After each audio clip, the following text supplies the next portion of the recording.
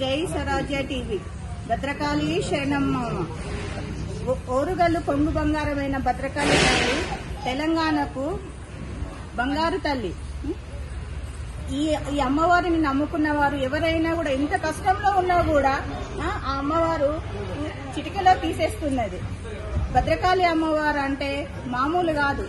1000 సంవత్సరాల క్రితం పరిపాలించిన కాకతీయ మహారాజులు కూడా, గణపతి దేవ చక్రవర్తి కూడా ఏ యుద్ధానికి వెళ్ళినా కూడా తాను ఇక్కడికి వచ్చి అమ్మవారిని దర్శనం చేసుకుని యుద్ధానికి వెళ్లేది.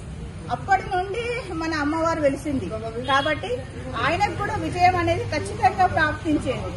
అమ్మవారిని నమ్ముకున్న వారు ఎవరైనా ఎక్కడైనా ఎప్పుడైనా కూడా బాధపడ్డ వాళ్ళు అనేవాళ్ళు లేరు.